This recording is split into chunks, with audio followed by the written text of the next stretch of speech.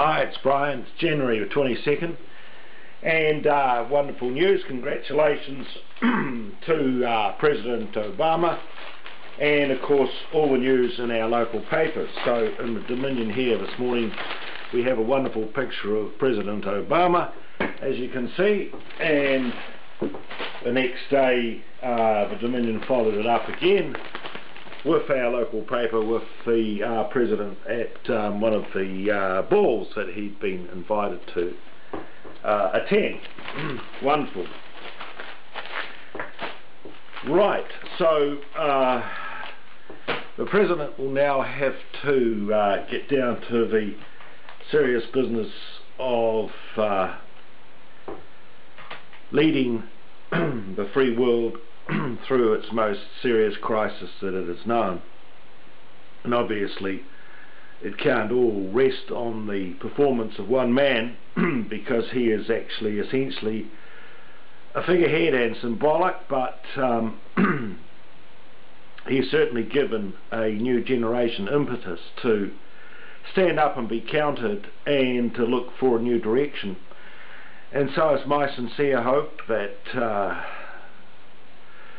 we have a reprieve from the path of madness that we've been on for the last,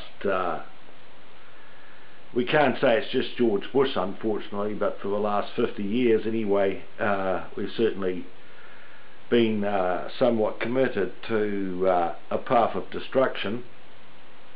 And that is an old theme that I've been talking about. It's come about through the paradigm of consumption and the free market, which has so utterly failed us now.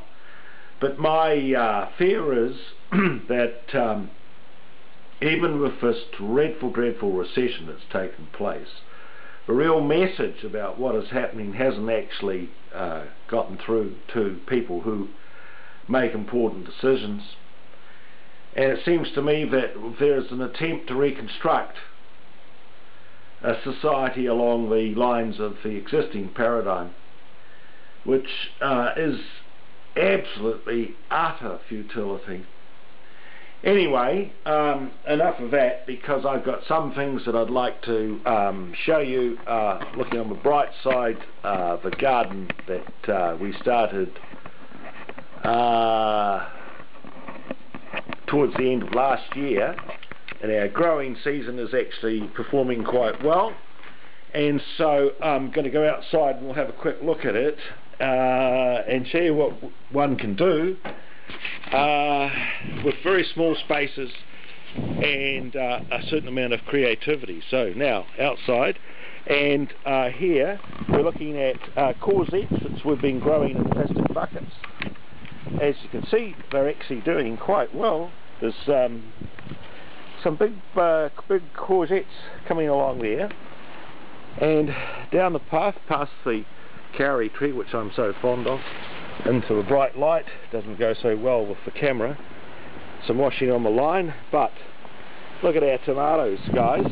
This is the beginning. We've got lettuces down there as well, and the cucumbers growing in front of the tomatoes. But look at the crop, just wonderful. Look at this crop of tomatoes. So here we are, homegrown, all homegrown, and of course potatoes thriving in the stacks of tyres that we've been growing them in.